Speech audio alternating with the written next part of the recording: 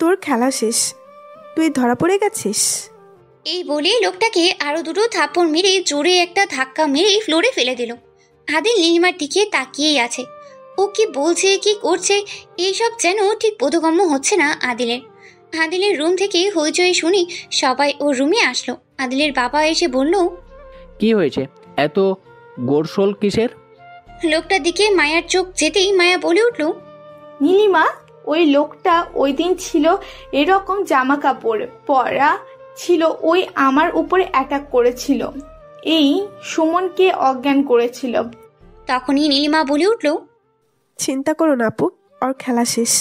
নীলিমা মায়াকে একটা দড়ি নিয়ে আসতে বলল। একটু পর মায়া একটা দড়ি নিয়ে এলো। আদিলকে নীলিমা বলল পিছন থেকে কোনো দুটো হাত ধরতে। আদিল পিছনে লোকটার হাত দুটো ধরলো। ও অনেক চেষ্টা করলো ওর হাত দুটো ছাড়ানোর। নীলিমা লোকটার কাছে এসে আরো দুটো থাপ্পড় বসিয়ে দিল। নীলিমার এই রূপ দেখে রীতিমতো হতভম্ব হয়ে যাচ্ছে আদিল। নীলিমা দড়ি দিয়ে লোকটাকে বেঁধে বাঁধতে বাঁধতে বলল, অনেক খেলেছেন এতদিন আমাদের সবাইকে নিয়ে, এই খেলাটা আপনি করেছিলেন, শেষটা আজকে আমি করব। উপস্থিত কেউই নীলিমার কোনো কথার কোনো মানেই বুঝতে পারছিল না। নীলিমা সুমনের দিকে তাকিয়ে বলল, সুমন ভাই, সায়ন ভাই কোথায়? সুমন বলল, ভাইয়া তো ভাইয়ার রুমেই মনে হয়, আমি ডেকে নিয়ে আসছি। নীলিমা একটু রহস্যময় হাসি দিয়ে বলল, সুমন ভাই আপনাকে কোথাও যেতে হবে না, সায়ন ভাই এ ঘরেই আছে। নীলিমার কথা শুনে সবাই রীতিমতো অবাক হয়ে গেল। সুমন বলল, তুমি এসব কি বলছো নীলিমা? সায়ন ভাই এই রুমে আছে মানে? কোথাও তো ভাইয়াকে দেখতে পাচ্ছি না, তুমি কি মজা করছো? মজা তো এখন শুরু হবে, জাস্ট ওয়েট অ্যান্ড ওয়াচ। এই বলে ওই লোকটার কাছে গিয়ে নীলিমা তার মুখের মুখোশটা খুলে ফেলল। সবাই তো রীতিমতো হতবাক হয়ে গেল। সুমন বলে উঠল, ভাইয়া তুমি? সুমনের মুখ দিয়ে যেন আর কোনো কথাই বের হচ্ছে না। শুধু নীলিমা ছাড়া ঘরের প্রত্যেকটা লোক অবাক হয়ে শুধু দেখতে লাগলো সায়নের দিকে।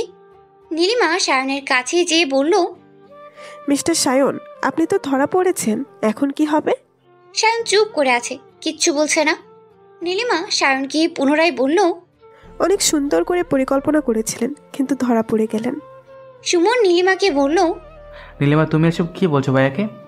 হঠাৎ সায়ন জোরে চিৎকার দিয়ে বলে উঠল, সুমন, তুই আমাকে ভাই বলে ডাকবি না, তুই ভাই নামের কুলাঙ্গার। সুমন তাজ্জব বনে গেল। সুমন বুঝতে পারছে না সায়ন আবল তাবল এসব কি বলছে তাকে। সুমন কিছুটা নির্লিপ্ত কণ্ঠে বলল, তুমি এসব কি বলছো ভাইয়া?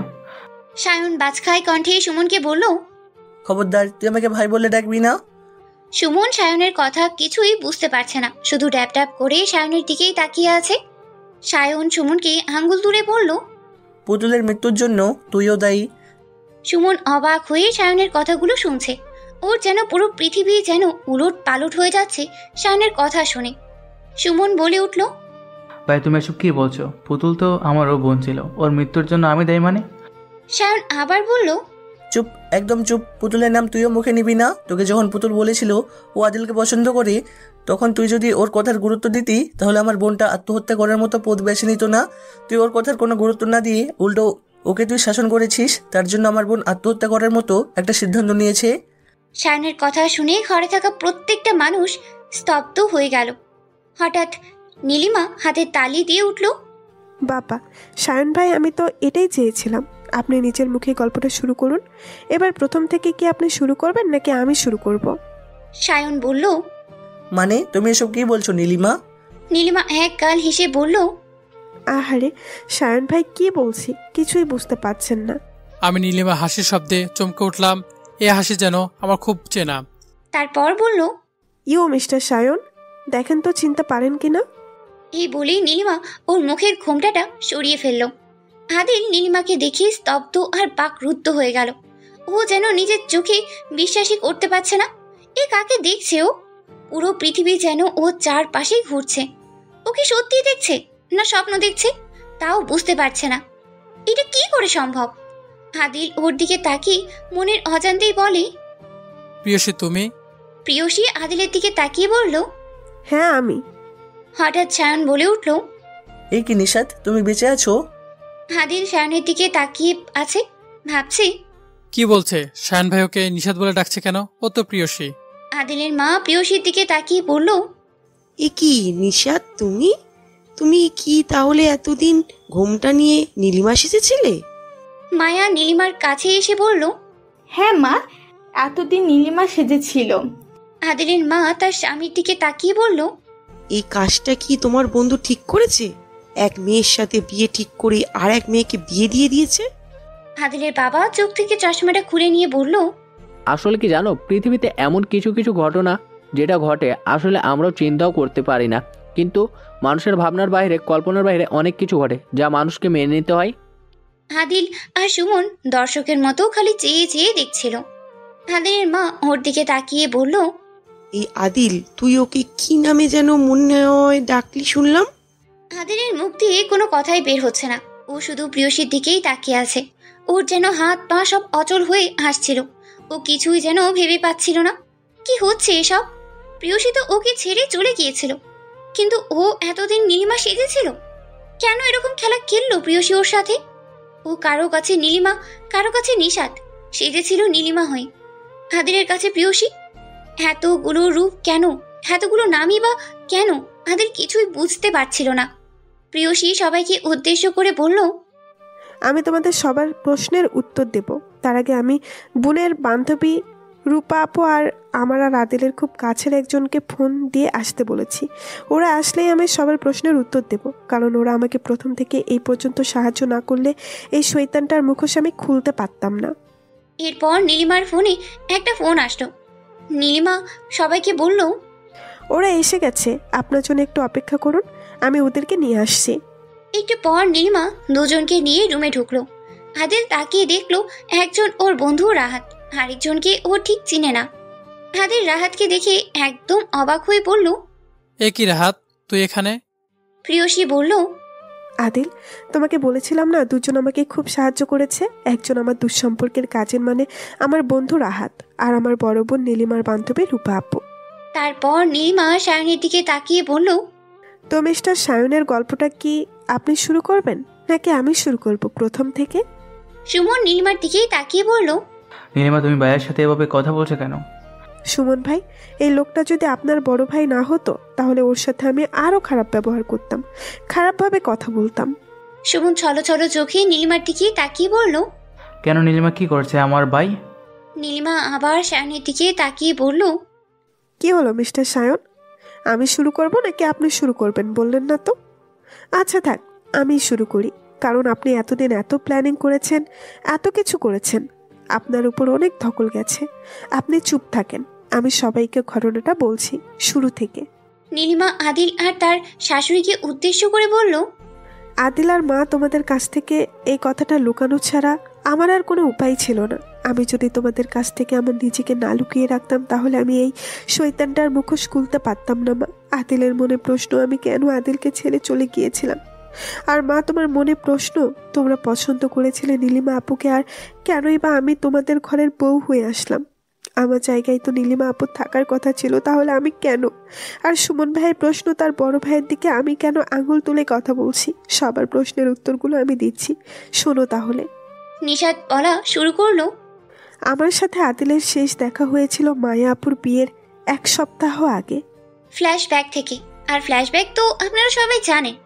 তারপর থেকেই নীলিমা আদিলের সাথে দেখা করে বাসায় গেল। বাসায় ঢোকার সাথে সাথে ওর মা বলল, কি রে, এতক্ষণ কোথায় ছিলি? তোকে কতগুলা ফোন দিলাম, ধরলি না। নীলিমা ব্যাগটা খুলে ফোনটা হাতে নিয়ে দেখলো ওর মায়ের 6টা মিসড কল। ও জিহ্বায় সামান্য একটু কামড় দিয়ে বলল, ও সরি মা, আসলে ফোনটা ব্যাগে সাইলেন্ট করা ছিল, তাই ধরতে পারিনি। কিন্তু হঠাৎ তুমি এতগুলো ফোন দিলে, কোনো দরকার ছিল কি? ওর মা হাস্যোজ্জ্বল মুখ নিয়ে বলল, আজকে তোর বাবার একটা বন্ধু আর তার ওয়াইফ আসছিল তার মেয়ের বিয়ের দাওয়াত দিতে। তারা নীলিমাকে দেখে পছন্দ করেছে, বলেছে ওদের মেয়ের বিয়ের শেষ হয়ে গেলে বাকি কথা আগাবে। নীলিমা প্রচন্ড রকমের খুশি হয়ে তার মায়ের কাছে গিয়ে পিছন থেকে জড়িয়ে ধরে বলল, মা, তুমি সত্যি বলছো? হ্যাঁ রে, আমি সত্যি বলছি। নীলিমার একটা ছবি ওরা নিয়ে গেছে, ওদের বড় মেয়েকে আর ছেলেকে দেখাবে। ওদের ছেলের একটা ছবি দিয়ে গেছে, নীলিমার কাছে আছে। যা দেখে নে। হ্যাঁ মা, ছবি তো দেখতেই হবে, যেহেতু নীলিমা আপুর বিয়ে হবে। দুলাভাইকে তোমার আগেই দেখতে হবে। দুলাভাই দেখতে কেমন? ওর মায়ের সাথে কথা বলিয়ে নিশাত নীলিমার রুমে চলে গেল। নীলিমার মনে যেন আর খুশি ধরছে না। আমার আপুর বিয়ে হবে। ও মনে মনে ভাবলো, আপুর বিয়ে হয়ে গেলেই আমি আদিলের কথা বাসায় সবাইকে বলবো। নীলিমার রুমে গিয়ে দেখলো ও আয়নার সামনে দাঁড়িয়ে চুল আঁচাচ্ছে। নিশাত পিছন থেকে নীলিমাকে জড়িয়ে ধরে বলল, কিরে আপু, কি শুনলাম? সত্যি তোকে পছন্দ করে গেছে? নিশাত খেয়াল করলো নীলিমা লজ্জা পাচ্ছে। নীলিমাকে ওর দিকে ঘুরিয়ে বলল, কিরে আপু, লজ্জা পেলে হবে? সামনে তো তোর বিয়ে। নীলিমা লজ্জায় যেন শেষ হয়ে যাচ্ছে। মুখটা একটু নিচে নামিয়ে নিয়ে আস্তেই করে বলল, ধুর, কি যে বলিস না তুই নিশাত। আপু আগে হবু দুলাভাইয়ের ছবি দেখা, তারপর তোর সাথে কথা বলছি। তারপর নীলিমা ওর ড্রেসিং টেবিলের ড্রয়ার থেকে একটা ছবি বের করে নিশাতের হাতিয়ে দিয়ে বলল, এই ছবিটা ওনারা আমাকে দিয়ে গেছে দেখার জন্য। তারপর নিশাত ছবিটার দিকে তাকালো। ছবিটার দিকে তাকাতেই ওর পুরো পৃথিবী যেন উলট পালট হয়ে গেল। মুহূর্তের মধ্যে ওর হাসি শোকে রূপান্তরিত হলো। ওর চোখের কোণে পানি জমা হলো, কিন্তু সেই পানিটা নীলিমাকে বুঝতে দিল না, কারণ ছবিটা ছিল আদিলের, যাকে ও মন প্রাণ সব কিছু দিয়ে ভালোবেসেছে, নিজের চাইতেও বেশি ভালোবেসেছে। তার জন্যই তার পরিবার ওর নিজের বোনকে পছন্দ করে গেছে। ও যেন কোনো কিছু বলার ভাষায় হারিয়ে ফেলেছে। কিছু সময়ের জন্য সে বাকরুদ্ধ হয়ে গেল। নিশাতকে এই রকম চুপ মেরে থাকতে দেখে নিশাতকে ডাক দিয়ে বলল, এই নিশাত, কি হলো, কথা বলছিস না যে? নীলিমার ডাকে ওর ঘোর ভাঙলো। নিশাত নীলিমার দিকে তাকিয়ে বলল, হ্যাঁ রে আপু, হবু দুলাভাই খুব সুন্দর, তোর সাথে খুব মানাবে। এই বলেই নীলিমার হাতের ছবিটা নিয়ে নিশাত দ্রুত গতিতে নীলিমার রুম থেকে বেরিয়ে নিজের রুমে চলে গেল। রুমের দরজাটা লাগিয়ে দিয়ে অঝরে বসে বসে কতক্ষণ কাঁদছেও। ওর ইচ্ছা করছিল চিৎকার দিয়ে সবাইকে বলতে, আদিল আমার ভালোবাসা, আমার ভালোবাসাকে আমি কি করে আমার এই আপন বোনের হাতে তুলে দিব। নিশাত শুনেছিল তার বাবার কাছে বাবার খুব কাছের বন্ধু আছে, তার একটা ছেলে আছে। তারা বিয়ের আগেই পরিকল্পনা করে রেখেছিল তাদের ছেলে মেয়ের হলে তাদের বিয়ে দেবে। কিন্তু নিশাত ভাবতেই পারেনি এই আদিলই সেই আঙ্কেলের ছেলে। কিছুতেই যেন ওর চোখের পানি আর বাধা মানছিল না। ও নিজেকে কিছুতেই আটকিয়ে রাখতে পারছিল না। ওর ভিতরটা ভেঙে চুরমার হয়ে যাচ্ছিল। পরে আস্তে আস্তে নিজেই নিজেকে শান্ত করে বলল, শুধু ভালোবাসা পাওয়ার মধ্যেই সুখ নেই, ত্যাগের মধ্যেও সুখ আছে। মানুষের সব চাওয়া তো আর পূরণ হয় না। আমারও না হয় এই চাওয়াটাই অপূর্ণই রয়ে গেল। আদিল আমার হবে না তো কি হয়েছে, আমার বোনের তো হবে। আদিলকে আমার করে না পেলেও অন্তত পক্ষে মাঝে মধ্যেই চোখের দেখা তো দেখতে পারবো। এতটুকু সান্ত্বনা নিয়েই না হয় বাকিটা জীবন বাঁচবো আমি। মনে মনে সিদ্ধান্ত নিল নিজেকে সম্পূর্ণভাবেই শক্ত করে ফেলবে। ওর সব স্মৃতি, সব ভালোবাসা এই মন থেকে আস্তে আস্তে মুছে দেবে। খুব কষ্ট হবে ওর, কারণ আদিল ছিল ওর জীবনের প্রথম ভালোবাসা। কষ্ট হলেও ওকে যে পারতেই হবে। এর মধ্যে হঠাৎ করে ওর ফোনে একটা কল আসলো। ফোনটা হাতে নিয়ে দেখলো একটা আননোন নাম্বার। ফোনটা রিসিভ করতেই ফোনের ওপাশ থেকে একটা মেয়ের গলা পেল। মেয়েটা খুব রাগান্বিত স্বরেই বলে উঠল, এই প্রিয়সী, কান খুলে শুনে রাখ, আদিল শুধুমাত্র আমার। ওর সাথে তুমি আর কোনো রকমের কোনো যোগাযোগ করবে না, কোনো রকমের সম্পর্ক রাখবে না। যদি রাখো তাহলে তোমার এবং তোমার পরিবারের অনেক বড় ক্ষতি হয়ে যাবে। নিশাত এমন ঘটনায় অবাক হয়ে গেল। মেয়েটাকে সে জিজ্ঞেস করলো, কে আপনি? আপনি আর এইভাবে আমার সাথে কথা বলছেন কেন? আর আপনি আমার নাম জানলেন কিভাবে? মেয়েটা ওকে বলল, এত বেশি কথা বলো না, যেটা বলছি সেটা মাথায় ঢুকিয়ে নাও। এই বলেই মেয়েটা ফোনটা কেটে দিল। নিশাত কিছুই বুঝতে পারছে না কে ফোন দিল। আর প্রিয়সী, এই নামটা তো আমার ফেসবুকের নাম। এটা তো আদিল আর আমার বন্ধুরা ছাড়া কেউ তো জানার কথা না। ও চিন্তায় পড়ে গেলাম, কে এই মেয়ে, কেন এইভাবে আমার সাথে কথা বললো, আর আদিলের সাথে ওর কি সম্পর্ক। পরে মনে মনে ভাবলো, না না, আমি আদিলকে নিয়ে আর ভাববো না, কারণ আদিল এখন আমার নয়, কয়দিন পর আমার আপুর হয়ে যাবে। যা ভাবার আপুই ভাববে। এই ভেবে এই বিষয়ে আর তেমন কোনো গুরুত্ব দিলাম না। কোনো কিছুতেই আর মন বসাতে পারছে না নিশাত। মনের ভেতরটা ওর ছটফট করছে। মনের ভেতরের শান্তিটা তার উড়াল পাখির মতো উড়ে গেছে। ওর মনটা খারাপ থাকায় বিকেলে ছাদ দিয়ে যেয়ে দাঁড়িয়েছিল। আদিলের সাথে কাটানো প্রত্যেকটা মুহূর্ত আজ খুব মনে পড়ছে। আদিলের কথা শুনে মনে পড়তেই বুকের ভেতর মোচড় দিয়ে উঠল, চোখ দুটো ভিজে এলো, চোখের পানি আর সামলাতেই পারল না, ছাদে দাঁড়িয়েই কেঁদে দিল। হঠাৎ পিছন থেকেই নীলিমা এসে বলল, কিরে নিশাত, একা একা ছাড়ে কি করছিস? নিশাত নীলিমার গলা পেয়ে সাথে সাথে চোখ মুছে নিল, ওর দিকে ঘুরে বলল, কিছু না রে আপু, এমনি দাঁড়িয়েছিলাম। নীলিমা পরিবেশটার চারপাশে একটু চোখ বুলিয়ে নিয়ে বলল, আজকের পরিবেশটা খুব সুন্দর, তাই না রে? নিশাত ক্ষীণ কণ্ঠে উত্তর দিল, হ্যাঁ আপু। নীলিমা ভালো করেই খেয়াল করলো ওর হাসি খুশি বোনটা কেমন যেন চুপচাপ হয়ে গেছে। তাই নীলিমা নিশাতকে জিজ্ঞেস করলো, কিরে নিশাত, তুই আমার চুপচাপ হয়ে গেলি কেন? নিশাত মনেই মনে বলল, আমার মন প্রাণ সব নিশ্চুপ হয়ে গেছে, আমি আর কি কথা বলবো। নীলিমা ওকে ডাক দিল, কিরে কি হলো, তোর আবার চুপ হয়ে গেলি কেন? নিশাত নিজেকে আর সামলাতে না পেরে নীলিমাকে জড়িয়ে ধরলো। ওকে জড়িয়ে ধরে অনেকক্ষণ কাঁদলো। নীলিমা ওর মাথায় হাত বুলিয়ে দিয়ে বলল, কিরে তুই কাঁদছিস কেন? নিশাত চোখ মুছে নিয়ে স্বাভাবিক হয়ে বলল, আপু কয়দিন পর তোর বিয়ে হয়ে যাবে তো, তাই খুব কষ্ট হচ্ছে রে তোর জন্য। কিন্তু আমার যে ভেতরটা তুমড়ে মুচড়ে শেষ হয়ে যাচ্ছে, তা তো আমি আপুকে বলতে পারছি না যে আমার সব থেকে কাছের জিনিস, প্রিয় জিনিসটা তোর হয়ে যাচ্ছে। নীলিমা ওর দিকে তাকিয়ে বলল, ছোড়ো পাগলি, আমি তো আসবো, এই বাসার মাঝে মধ্যেই এসে তোর সঙ্গে দেখা করে যাব। আর তুই তো যাবি আমার শ্বশুরবাড়ি, সমস্যা কি? নিশাত মনে মনে বলল, না রে আপু, ওই বাড়িতে আমি কোনোদিন যেতে পারবো না। আমি যদি ওই বাড়িতে যাই তোর সংসার ভেঙে যাবে। আমি চাই না আমার বোনের সংসার আমার জন্য ভেঙে যাক। ওরা দুজন আরো কিছুক্ষণ গল্প করে নিচে নেমে আসলো। রাত্রে খাবার টেবিলে ওদের বাবা ওদের সবাইকে উদ্দেশ্য করে বলল, শোনো, তোমরা সবাই জানো আমার বন্ধুর মেয়ের বিয়ে। তোমরা সবাই গায়ে হলুদের দিন ওখানে যে উপস্থিত হবে। যে যার মতো গোছগাছ করে রেখো। গায়ে হলুদ থেকে শুরু করে বৌবাদ পর্যন্ত ওখানেই থাকতে হবে। ও আমাকে বারবার ফোন করে বলেছে আমাকে। নিশাত ওর বাবাকে বলল, বাবা, আমার একটা কথা ছিল। আসলে আমি তো অনুষ্ঠানে থাকতে পারবো না, আমার এক বান্ধবীর ভাইয়ের বিয়ে, আমাকে ওখানে যেতে হবে। তুমি না গেলে কি হবে? তোমাকেও তোমার হবু বোনের শ্বশুর বাড়ি তোমার দুলাভাইকে দেখতে হবে। সমস্যা নেই বাবা, মা আর নিশি তো আছেই, ওরা দেখবে। আমি যে কোনো একদিন দেখে আসবো সময় করে।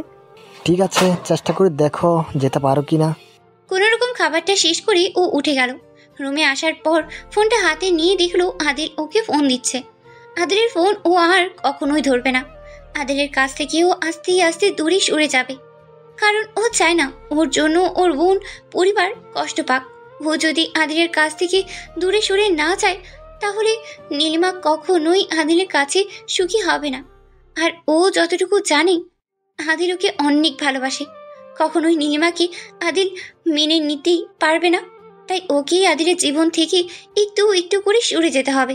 তাই ও ফোনটা সাইলেন্ট করে রাখলো, কারণ আদিল বারবার ফোন দিলে ওর ফোন আমি না ধরে থাকতেই পারবো না। ফোনটা সাইলেন্ট করেই রাখলো, যাতে করে ফোন আসলেও যেন আমার চোখে না পড়ে। ওর ভেতরটা জ্বলে পুড়ে ছারখার হয়ে যাচ্ছিল, না পারছিল সহ্য করতে, না পারছিল কাউকে বলতে। এটা এমন এক অসহ্য রকমের ব্যথা যা কাউকেই বলে বোঝানো যাবে না। নিজের বোনের জন্য আমি নিজের ভালোবাসাকে উৎসর্গ করলাম। আদিলের কলগুলো নীলিমা আর সহ্য করতে পারছিল না, তাই সে ফোনটা সাইলেন্ট করেই রেখে দিল। কিছুক্ষণ পর ফোনটা হাতে নিল। ফোনের স্ক্রিনের লাইট জ্বলছিল, দেখছিল 20টা মিসড কল। ফোনের দিকে তাকিয়ে আর চোখের পানি ধরে রাখতেই পারল না। ফোনটাকে বুকে জড়িয়ে ধরে অনেকক্ষণ কাঁদলো আর বলল, তোমার ফোন ধরার কোনো অধিকার এখন থেকে আমার নেই। এখানে যদি নিজের বোন না হয়ে অন্য কেউ হতো তাহলে ভালোবাসার জন্য যুদ্ধ করতাম, কিন্তু নিজের বোনের বিরুদ্ধে কি করে যুদ্ধ করব। তবে আমি সব সময় দোয়া করব তোমরা যেন সুখে থাকো, ভালো থাকো। একটু পরে নিশাতের ফোনে আদিলের নাম্বার থেকেই একটা ফোন আসলো। ফোনটা ধরতেই একটা মেয়ে ওকে বলে উঠল, এই প্রিয়সী, কান খুলে শুনে রাখো, তুমি আদিলের সাথে কোনো রকমের যোগাযোগ রাখবে না, কোনো রকমের সম্পর্ক রাখবে না। যদি রাখো, তোমার আর তোমার পরিবারের অনেক বড় ক্ষতি হয়ে যাবে। নিশাত মেয়েটার কথা শুনে অবাক হয়ে গেল। ও মেয়েটাকে জিজ্ঞেস করলো, কে আপনি? এভাবে কথা বলছেন কেন? আর আপনি আমার নাম জানলেন কিভাবে? আমার নাম্বার কোথায় পেলেন? মেয়েটা ওকে বলল, এত কথা না বলে আমি যেটা বলেছি সেটা মাথায় ঢুকিয়ে নাও। এই বলেই মেয়েটা ফোনটা কেটে দিল। নিশাত খুব চিন্তায় পড়ে গেল। কে এই মেয়েটা? আর প্রিয়সী তো আমার ফেসবুকের নাম। এটা তো আদিল, রাহাত আর আমার ফ্রেন্ডরা ছাড়া কেউই জানার কথা না। ওই মেয়েটা কি করে জানলো? সারা রাত চিন্তায় ঘুমাতে পারলাম না, এপাশ ওপাশ করে। আর আদিলকে হারানোর কষ্টে কেঁদেই রাতটা কাটিয়ে দিলাম। সকাল হতেই রাহাত নিশাতকে ফোন দিল। নিশাত রাহাতের ফোন ধরতেই রাহাত বলল, কি রে নিশাত, তুই আদিলের ফোন ধরছিস না কেন? আদিল তো চিন্তায় শেষ হয়ে যাচ্ছে। তাড়াতাড়ি আদিলকে ফোন দিয়ে ওর সাথে কথা বল। আমি রাহাতকে বললাম, তোর সাথে আমার কিছু কথা আছে রাহাত। কি কথা? নীলিমা রাহাতকে সব কিছু খুলে বলল। সব শুনিয়ে রাহাত অবাক হয়ে বলল, এইসব কি বলছিস তুই? তুই তোর ফ্যামিলিকে খুলে বল সবটা। নিশাত ওর কথার আর কোনো উত্তর না দিয়ে বলল, আদিল তোকে আর ফোন দিলে বলবি আমার বিয়ে ঠিক হয়ে গেছে, ও যেন আমাকে আর ফোন না দেয়। কথাগুলো শেষ করে নিশাত রাহাতকে আর কিছু বলার সুযোগ না দিয়ে নিশাত ফোনটা কেটে দিল। খুব কষ্ট হচ্ছিল ওর এই কথাগুলো রাহাতকে বলতে, কিন্তু ওর কিছু করারই ছিল না। তাই নিজের কষ্টটাকে বুকের ভিতরে ধামাচাপা দিয়ে দিল। এর মধ্যেই কেটে গেছে বেশ কিছুদিন। এই কয়েকদিনের মধ্যে আদিল যে নিশাতকে কতবার ফোনটা দিয়েছে তার কোনো হিসাব নেই। নিশাত না পারছিল ফোনটা ধরতে, না পারছিল ফোনটা কাটতে। আদিলের কথা খুব মনে পড়ছিল, তাই ফোনটা হাতে নিয়ে আদিলের সাথে আদিলের তোলা কয়েকটা ছবি দেখছিল। এর মধ্যে হঠাৎ আবার আননোন নাম্বার থেকে নিশাতের ফোনে একটা কল আসলো। আমি ফোন রিসিভ করতেই আবার ওই মেয়েটা বলে উঠল, এই মেয়ে, এই তোকে নিষেধ করেছিলাম না আদিলের সাথে কোনো রকম যোগাযোগ বা কোনো রকম সম্পর্ক না রাখতে? তুই আমার কথা শুনিসনি, এবার নিজের পরিবারের ক্ষতির জন্য প্রস্তুত হ। এই কথা বলে একটা অট্ট হাসি দিয়ে ফোনটা রেখে দিল। নিশাত মেয়েটার কথায় অনেক ভয় পেয়ে গেল। কে এই মেয়েটা? তবে মেয়েটার কথায় ও বুঝলো মেয়েটা ওর আর আদিলের মধ্যে সম্পর্কের কথা সব জানে। তার মানে মেয়েটা হয় আদিলের আর না হয় ওর চেনা পরিচিত কেউ। কিন্তু কিছুতেই মাথায় আসছিল না মেয়েটা কে, কেন এইভাবে ওকে হুমকি দিচ্ছে। বসে বসে কতগুলো ভাবছিল নিশাত। হঠাৎ নীলিমা ওর রুমে এলো। নিশাত সাথে সাথেই ফোনটা হাত থেকে রেখে দিল। নীলিমা ওর কাছে এসে বলল, কি করছিস বোন? নিশাত এক নজর নীলিমার দিকে তাকিয়ে বলল, না রে আপু, কিছু করছি না। নীলিমা নিশাতের সামনে দুটো থ্রি পিস রাখলো। থ্রি পিস দুটো একই রঙের, একই ডিজাইনের ছিল। একটা থ্রি পিস নিশাতের দিকে এগিয়ে দিয়ে বলল, শোন, আমি তো আর আমার জন্য একই রকম দুটো ড্রেস কিনেছি। নিশার জন্যও কিনতে চেয়েছিলাম, কিন্তু ওর মাপের পায়নি। দেখ তো নিশাত, তোর পছন্দ হয় নাকি? নিশাত থ্রি পিসটার দিকে কোনো রকম তাকিয়ে বলল, হ্যাঁ আপু, অনেক পছন্দ হয়েছে। নীলিমা একটু মুচকি হেসে নিশাতকে বলল, আচ্ছা শোন, আজকে আমরা দুই বোন এই ড্রেসটা পরবো। শোন, ড্রেসটা পরে আমার রুমে আসিস, দুই বোন কিছু ছবি তুলবো। এই বলে আপু নীলিমা ওখান থেকে চলে গেল। নিশাত শাওয়ার নিয়ে ড্রেসটা পরে নীলিমার রুমেই গেল। ও নীলিমার রুমে গিয়ে দেখলো নীলিমা আজকে খুব সুন্দর করেই সেজেছে। নিশাত নীলিমার দিকে তাকিয়ে বলল, আপু তোকে অনেক সুন্দর লাগছে। চল ছাদে যাই। নিশাত কিছুটা অনাগ্রহ প্রকাশ করে বলল, এই দুপুরবেলা ছাদে কেন আপু? বিকেলবেলা যাব। নীলিমার নিশাতের কোনো কথাই শুনল না, ওকে টেনে ছাদে নিয়ে গেল। নীলিমা নিশাতকে কে বলল, আয় তোর সাথে কয়েকটা ছবি তুলে। পরক্ষণেও বলল, নিশাত, ফোনটা ভুলে রেখে আসলাম রুমে, তুই দাঁড়া, আমি ফোনটা নিয়ে আসি। নিশাত নীলিমাকে থামিয়ে দিয়ে বলল, আপু তুমি থাকো, আমি ফোনটা নিয়ে আসছি। নিশাত ফোনটা আনার জন্য সিঁড়ি দিয়ে পা বাড়ালো। কয়েক সিঁড়ি নামতেই হঠাৎ নীলিমার চিৎকারের আওয়াজ পেল। ও আবার ছাদে আসলো। এসে দেখলো নীলিমা ফ্লোরে পড়ে কাটা মুরগির মতো ছটফট করছিল আর বলছিল, আমার সারা কাজ চলে যাচ্ছে, আমাকে বাঁচাও, আমাকে বাঁচাও। নীলিমার গায়ে কে জানি অ্যাসিড মেরেছে। নীলিমার এই অবস্থা দেখে নিশাতের মাথা কাজ করছিল না। ওর মনে হলো কেউ যেন ওর পিছনে দাঁড়িয়ে আছে। পিছনে ঘুরে দেখি একটা মুখোশ পরা লোক হাতে একটা বোতল নিয়ে দাঁড়িয়ে আছে। বোতলটা দেখেই বুঝলো এই বোতলে অ্যাসিড আছে। লোকটা ওর দিকেও অ্যাসিড মারতেই যাচ্ছিল, তখনই ওর হাতের কাছেই থাকা একটা ইঁট ছুঁড়ে মারলো লোকটার দিকে। লোকটার হাত থেকে বোতলটা পড়ে গেল। লোকটা দৌড় দিয়ে পালিয়ে গেল। নিশাত লোকটাকে ধরতে পারল না। ও ছাদের উপর থেকে রাস্তার দিকে তাকে হেল্প হেল্প বলে চিৎকার দিল। ও চিৎকারে রাস্তা থেকে এলাকার লোকজন কয়েকজন এসে ছাদে এলো। নীলিমা ওদেরকে কান্নারত কণ্ঠে আকুতি মিনতি করে বলল, প্লিজ আমার আপুকে বাঁচান প্লিজ। ওদের মধ্যে একজন অ্যাম্বুলেন্সে ফোন দিল। একজন ফোনে নিচে গিয়ে ওদের বাবা আর মাকে ডেকে আনলো ছাদে। ওদের মা নীলিমার এই অবস্থা দেখে চিৎকার দিয়ে উঠল। নিশাত ওর মায়ের কাছে গিয়ে বলল, মা আপুর কিচ্ছু হবে না, তুমি শান্ত হও মা, আপুর কিচ্ছু হবে না, আমি তো আছি। ওর বাবা ওকে জিজ্ঞেস করলো, কি রে নিশাত, এসব কি করে হলো? বাবা আমি কিছুই জানি না, কিচ্ছু বুঝতে পারছি না, কি থেকে কি হয়ে গেল। একটু পরেই অ্যাম্বুলেন্স চলে এলো। ওদের বাবা সহ আরও কয়েকজন লোক মিলে ধরাধরি করেই নীলিমাকে অ্যাম্বুলেন্সে তুললো। নিশাত যেতে পারল না, ওদের মা বাসায় একা, তাই ওদের মা পাগলের মতো করছিল। ও মাকে নিশাত ছাদ থেকে রুমে নিয়ে এলো। এর মধ্যে নিশি এসে পড়লো।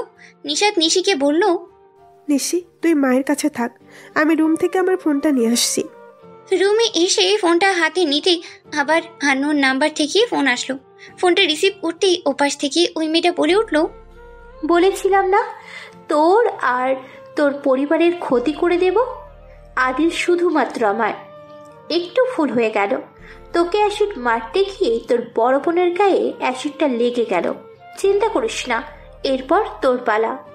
নিশাতের চোখ দুটো যেন আগুনের গোলার মতো লাল হয়ে উঠল ও রাগে। বড় একটা হুঙ্কার ছেড়ে নিশাত মেয়েটাকে বলল, কে তুই? কেন তুই আমার আপুর ক্ষতি করলি? কেন তুই আমাদের ক্ষতি করতে চাস? মেয়েটা হাসতেই হাসতে নিশাতকে উত্তরে বলল, দেখ, তোর সাথে আমার কোনো শত্রুতা ছিল না, তোকে আমি চিনতাম না, কিন্তু তুই আমার আদিলের দিকে হাত বাড়িয়েছিলি। তোকে আমি সতর্ক করেছিলাম, তুই আমার কথা শুনিসনি। এবার পস্তাবি, তুই খুব পস্তাবি। এই বলে মেয়েটা ফোনটা কেটে দিল। হঠাৎ নিশি মা বলে চিৎকার করে উঠল। নিশাত দ্রুত রুমে থেকে বেরিয়ে মায়ের কাছে গেল। গিয়ে দেখলো ওর মা অজ্ঞান হয়ে গেছে। নিশাত পানি এনে ওনার নাকে মুখে ছিটালো। কিছুক্ষণ পর উনি চোখ খুলল। উনি নিশাতকে জড়িয়ে ধরে কেঁদে দিল। নিশাত ওর মাকে সান্ত্বনা দিয়ে বলল, মা তুমি কেঁদো না প্লিজ, বাবা তো ওখানে আছে, আপুর কিচ্ছু হবে না, দেখো। নিশাতের কেমন জানি পাগল পাগল লাগছিল। ও বুঝতেই পারছে না কি করবে। কোনো উপায় আর দিক দিশা না পেয়ে নিশাত সাথে সাথে রাহাতকে ফোন দিল। ফোন দিয়ে রাহাতকে দ্রুত বাসায় আসতে বলল। নিশাত আর নিশি অনেক কষ্টে বুঝিয়ে সুঝিয়ে ওর মাকে রুমে নিয়ে শুয়ে দিল। একটু পরেই ওদের বাসায় রাহাত আসলো। রাহাতকে ও সব কিছু বলল। রাহাত হাসপাতালে যেতে যাচ্ছিল। নিশাত রাহাতকে বলল, তুই মা নিশির কাছে থাক, আমি হসপিটাল থেকে ঘুরে আসি, বাবা ওখানে একা আছে, বাবা সামলে উঠতে পারবে না। এই বলে ও বাসা থেকে বের হয়ে গেল। বাসা থেকে কিছু দূর যেতেই ওর বাবা ফোন আসলো। ও ফোন রিসিভ করতেই ওর বাবা কেঁদে উঠল। ও প্রচণ্ড রকমের ভয় পেয়ে গেল। কিছুটা সাহস সঞ্চয় করে নিশাত ওর বাবাকে জিজ্ঞেস করলো, বাবা তুমি কাঁদছো কেন? আপু ঠিক আছে? ওর বাবা কান্নার জন্য কথাই বলতে পারছিল না। নিশাত এইবার প্রচণ্ড রকমের ভয় পেয়ে গেল। বাবা প্লিজ তুমি আমাকে বলো কি হয়েছে, আপু ঠিক আছে? ওর বাবা ওকে কেঁদে কেঁদে বলল, ওর গায়ে খুব মারাত্মকভাবে অ্যাসিড মারা হয়েছিল। ডাক্তার বলেছিল এই অ্যাসিডটা মনে হয় পরিকল্পনা করে মারা হয়েছিল ওকে মেরে ফেলার জন্য। ওর শরীরের 70% পুড়ে গেছে অ্যাসিডের জন্য। ওকে ডাক্তার আইসিইউতে নিয়ে গেছে। ওর বাবার কথাগুলো শুনেই যেন নিশাতের মাথায় আকাশ ভেঙে পড়ল। যেন বোনের খুশির জন্য ও নিজের ভালোবাসাকে বিসর্জন দিয়েছিল, সেই ওকে মারতে গিয়ে ওর কলিজার বোনের এত বড় ক্ষতি করে ফেলল। নিশাত ভিতরে ভিতরে ক্রোধে ফেটে পড়ল। সেই মুহূর্তে মনে মনে শপথ নিল, আমি বের করবই কে আমার আপুর এত বড় ক্ষতি করলো, কে এত বড় ষড়যন্ত্র করলো, আমি কাউকে ছাড়বো না। ওর বাবার সাথে কথা বলে ফোনটা রেখে হসপিটালের উদ্দেশ্যে আবার রওনা হলো। ওর অন্য মনস্ক হয়ে রাস্তায় হাঁটছিল। হঠাৎ একটা গাড়ির দ্রুত বেগে ওর দিকেই এগিয়ে এলো। ও কিছু বুঝে ওঠার আগেই গাড়িটা নিশাতকে ধাক্কা দিল। গাড়িটা ধাক্কায় ও ছিটকে একটা ওয়ালের সাথে বাড়ি খেয়ে পড়ে গেল। ও সম্পূর্ণ সেন্স না থাকলেও হালকা হালকা সেন্স ছিল। গাড়ি থেকে দুজন লোক নামলো। একটা লোক আরেকটা লোককে বলছিল, শায়ন ভাই, এটা আপনি কি করলেন? আপনার বোন হোটেলের জন্য একই পরিবারের দুইটা মেয়েকে মেরে ফেললেন। নিশাত ওদের কথাই বুঝলো না। ওরা মনে করেছে ও মরে গেছে, তাই ও মরার ভান করেই পড়ে রইল। সায়ন নামের লোকটা বলল, আমার বোন পুতুলের পথের কাটা হয়ে যে দাঁড়াবে তাকে আমি শেষ করে দেব, তবে আগে আমাকে একটু শিওর হতে হবে মেয়েটা মারা গেছে কিনা। এই বলেই উনি ওর দিকেই এগিয়ে আসছিল। এই ঘটনা দেখে কিছু লোক ছুটে ওই দিকেই গেল, তাই তারা আর ওর কাছে আসতেই পারেনি। দ্রুত করে গাড়িতে উঠে গাড়িটা নিয়ে চলে গেল। নিশাত অনেক কষ্টে চোখ খুলে গাড়ির পিছনের নাম্বারটা দেখে নিল। তারপর ওর চোখের সামনে সব অন্ধকার হয়ে চোখ মেলে ও নিজেকে হসপিটালের বেডে স্যালাইন দেওয়া অবস্থায় আবিষ্কার করলো। মাথায় খুব পরিমাণে ব্যথা ছিল। মাথায় হাত দিয়ে দেখলো মাথায় একটা ব্যান্ডেজ করা। পাশে তাকিয়ে দেখলো মা বসে আছে। ও মায়ের দিকে তাকিয়ে বলল, মা তুমি এখানে? আপু কেমন আছে? ওর মা নিশাতের কথা শুনে জোরে কেঁদে দিল। ওর বুকের ভেতরটা মোচড় দিয়ে উঠল। নিশাত সঙ্গে সঙ্গে ওর মাকে বলে উঠল, মা কি হয়েছে বলো না, আপু কেমন আছে? উনি নিশাতের দিকে তাকিয়ে ওর মাথায় হাত দিয়ে বলল, মারে নীলিমা আর নেই রে। নেই মানে? আপু কোথায় গেছে? উনি ঢুকরে কেঁদে উঠে বললেন, নীলিমা গতকালকে মারা গেছে। নীলিমা 3 দিন পর্যন্ত আইসিইউতে ছিল। 3 দিন আইসিইউতে জীবন মরণের সাথে যুদ্ধ করে মেয়েটা আমার মৃত্যুর হেরে গেছে রে মা। নিশাত কিছুক্ষণের জন্য নিস্তব্ধ হয়ে গেল। ওর চোখ বেয়ে অশ্রু ঝরে পড়ছে। নিজেকে কিছুটা অস্বাভাবিক করে নিয়ে ওর মাকে জিজ্ঞেস করলো, মা আপু মারা গেছে গতকালকে, তোমরা আমাকে আজকে জানাচ্ছ? আমি আপুকে দেখতে যাব, আমাকে নিয়ে চলো আপুর কাছে। কিন্তু নিশাত কিছুতেই মাথা তুলতেই পারছিল না। মাথায় প্রচন্ড রকমের যন্ত্রণা হচ্ছিল। ও চেঁচামেচি শুনে ওর রুমেই নার্স এলো। এসে ওকে ধমক মেরে বলল, আপনি এক পাও কেবিন থেকে কোথাও যাবেন না। আপনি 2 দিন পর্যন্ত আইসিইউতে ভর্তি ছিলেন। 2 দিন পর্যন্ত আমাদের নাওয়া খাওয়া ঘুম হারাম হয়ে গিয়েছিল আপনার পেছনে দৌড়তে দৌড়তে। আপনি এক পাও কেবিন থেকে কোথাও যাবেন না। আপনার এক ভাই কেবিনের বাহিরে আছে, ওনাকে আমি ডেকে দিচ্ছি। বলেই নার্স কেবিন থেকে চলে গেল। নিশাত নার্সের কথা শুনে অবাক হয়ে গেল আর মনে মনে ভাবল, আমি 2 দিন পর্যন্ত অজ্ঞান ছিলাম, কিন্তু কেন? নিশাত ওর মায়ের দিকে তাকিয়ে বলল, মা নার্স কি বললো আমি তো কিছুই বুঝতে পারছি না। নিশাতের মা কিছু বলছে না, আঁচলেই মুখ লুকিয়ে কেঁদেই যাচ্ছে। একটু পর কেবিনে রাহাত ঢুকলো। ঢুকেই ওকে বলল, কিরে নিশাত, এখন কেমন আছিস তুই? অ্যাক্সিডেন্ট কি করে করলি? ও রাহাতকে বলল, আমার তো তেমন কিছুই মনে নেই, শুধু এতটুকুই মনে আছে আমাকে একটা গাড়ি ধাক্কা দিয়েছিল। আমি ধাক্কা খেয়ে ওয়ালের সাথে ছিটকে পড়ে গিয়েছিলাম। তারপর আমি চোখ মেলে নিজেকে হসপিটালে আবিষ্কার করলাম। হসপিটাল থেকে আঙ্কেল আমাকে ফোন দিয়েছিল, তোকে নাকি ফোনে পাচ্ছে না, তাই আমি তোকে খুঁজতে বের হয়েছিলাম। খুঁজতে খুঁজতে গিয়ে দেখি এক জায়গায় কিছু লোক জড়ো হয়ে দাঁড়িয়ে আছে। আমি একজনকে জিজ্ঞাসা করলাম ওখানে কি হয়েছে। একজন বলল একটা মেয়ে অ্যাক্সিডেন্ট করে পড়ে আছে, মনে হয় বাঁচবে না। আমি কি মনে করে জানো ওই দিকে গেলাম, দেখতে আসলাম কি হয়েছে। গিয়ে দেখি তুই পড়ে আছিস। দ্রুত করে তোকে আমি এই হসপিটালে নিয়ে আসলাম, যেখানে নীলিমা আপু ভর্তি ছিল। ডাক্তাররা তোকে দেখে বলেছিল তোর অবস্থায় অনেকটাই আশঙ্কাজনক, তাই তোকে দ্রুত অপারেশন থিয়েটারে নিয়ে গেছিল। এরপর তোর অবস্থার উন্নতি না দেখে তোকে আইসিইউতে শিফট করেছে। তারপর গতকালকে নীলিমা আপু মারা গেল। আঙ্কেল আর তাদের কয়েকজন আত্মীয় স্বজন মিলে আপুর লাশ নিয়ে গেছে। সমস্ত কার্যক্রম শেষ করে নীলিমা আপুর লাশ দাফন করবে। নিশাত আপু বলেই চিৎকার দিয়ে কেঁদে উঠল। হাউ মাউ করে কাঁদতে কাঁদতে বলল, আপুরে আমি তোকে বাঁচাতে পারলাম না, আমাকে মাফ করে দিস। নিশাতের চোখগুলো প্রতিশোধের আগুনে দাউ দাউ করে জ্বলে উঠল। বুকের ভেতর যেন হিংস্রতার এক পাহাড় জেগে উঠল। নিশাত হসপিটালের বেডে বসে বসে মনে মনে শপথ করল, যারা আমাদের 2 বোনের কাছ থেকে আমাদের বোনকে কেড়ে নিয়েছে, আমার বাবা মায়ের কাছ থেকে তাদের আদরের মেয়েকে কেড়ে নিয়েছে, তাদের কাউকে আমি ছাড়বো না। নিশাত ওর মায়ের চোখের পানি মুছিয়ে দিয়ে তার হাত ধরে বলল, মা গো তুমি কেঁদো না, এখন থেকে আমিই তোমার নীলিমা, আমিই তোমার নিশাত। নিশাত কয়েকদিন পর একটু সুস্থ হয়ে হসপিটাল থেকে বাসায় আসলো। বাসায় ঢুকতেই মুখটার ভিতরের হাহাকার করে উঠল। ওর মা কাঁদতে লাগলো। বাবাও কান্না থামিয়ে রাখতে পারলো না। নিশাত ওর বাবা আর মাকে বুঝিয়ে নিশিকে নিয়ে রুমে পাঠিয়ে দিল।